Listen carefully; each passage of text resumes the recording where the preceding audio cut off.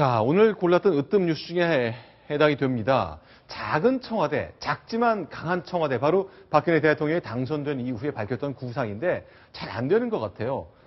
너무 힘이 세지는 것 아니냐, 너무 청와대만 힘이 몰리는 것 아니냐인데 문제의식을 좀 갖고 계시죠? 네.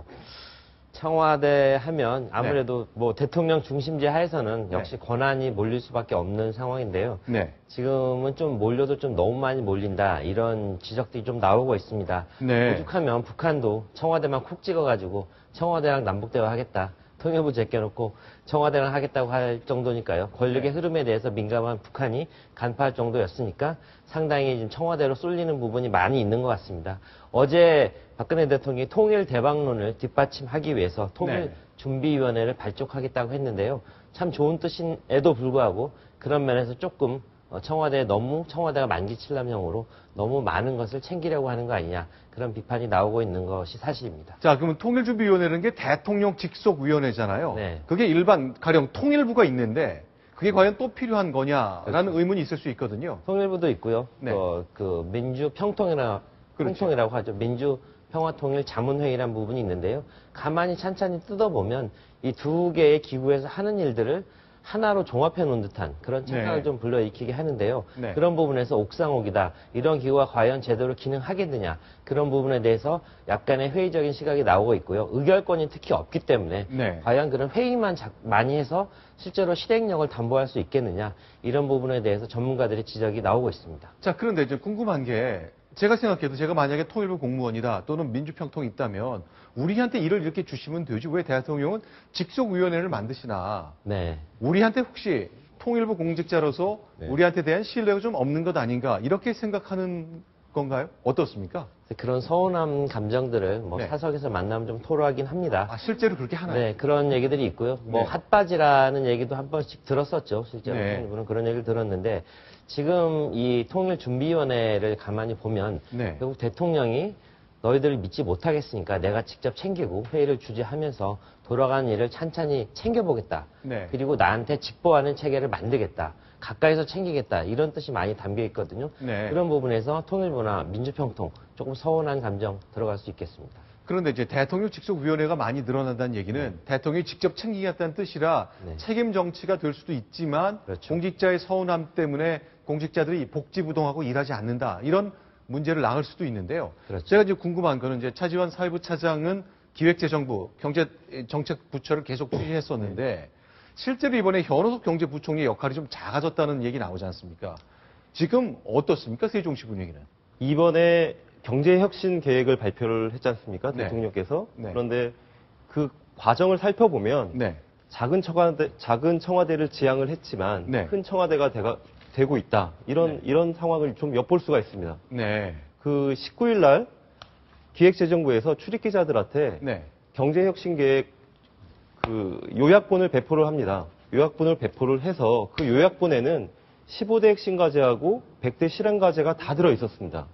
그리고 이틀 뒤에 상세본을 배포를 하기로 하고 25일 현우석 부총리가 구체적인 안을 발표하겠다.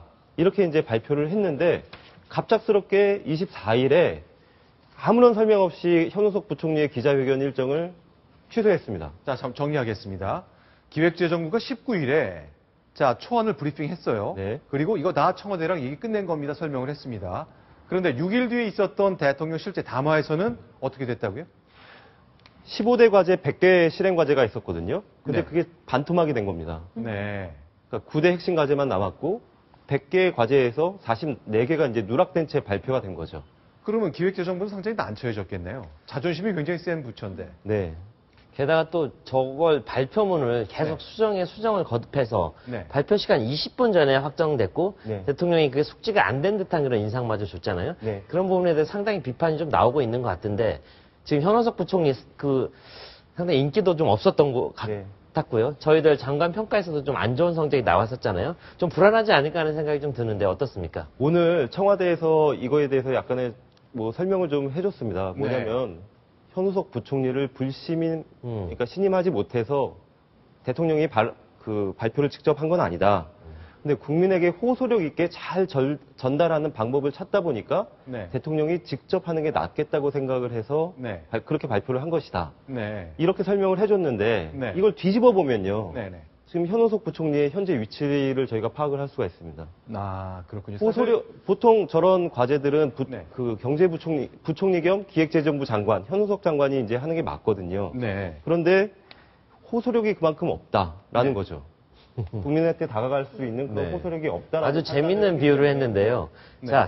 자, 기사를 봐라. 네. 기사를 쓰는 건 기자지만 네. 방송의 경우입니다. 네. 그 기사를 전해주는 건 앵커 아니냐. 네. 그러니까 대통령은 앵커의 역할을 한 거고 네. 기재부는 기사를 쓰는 기자 역할을 했다. 이런 해명을 했는데 어떻습니까? 국민들 납득이 되시는지 모르겠네요. 그게 혹시 민경욱 대변인의 설명인가요? 뭐 청와대 설명인데요. 아하. 누군지는 밝히긴 좀 어렵습니다. 아하. 네. 기사는 기자들이 쓰지만 결국 전달은 앵커 하는 것 아니냐. 결국 대통령이 앵커 역할을 했다. 그런 그렇죠. 거네요. 네. 훨씬 호소력이 큰 대통령이 국민들에게 직접 찬찬히 설명했다. 이런 논리인데요. 네. 좀 갸우뚱하네요, 진짜.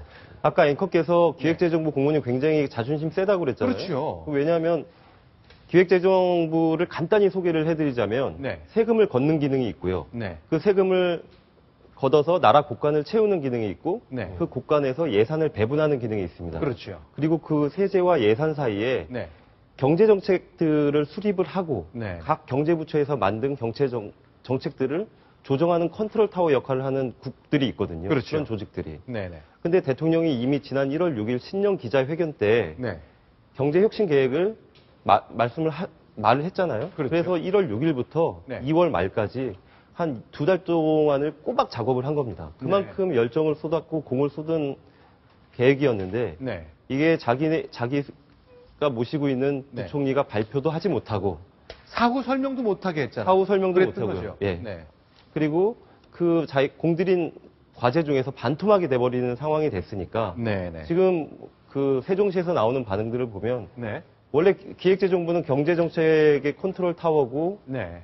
경제정책을 주도한다 이런 네. 자부심을 가지고 일을 해왔는데 지금은 그 경제정책의 주도권을 박탈당했다 뭐 네. 이런 분위기가 좀 있는 것 같습니다. 자, 박근혜 대통령이 국정을 장악하고 주도해야 되겠다는 그 의욕을 굉장히 강하게 보이고 있습니다. 그것이 바로 이틀 전에 있었던 41분간의 대국민 담화였는데 어쨌건 경제정책을 주도하는 기획재정부 관리들을 잘 활용해야 될 것 같고 또 행여나 경제부총리가 힘이 빠지는 바람에 민간까지 영향이 미치는 일은 좀 없어야 될 것 같습니다. 과연 대통령, 청와대 그리고 기획재정부의 관계 어떻게 정립될지 계속 지켜봐야 될 것 같습니다.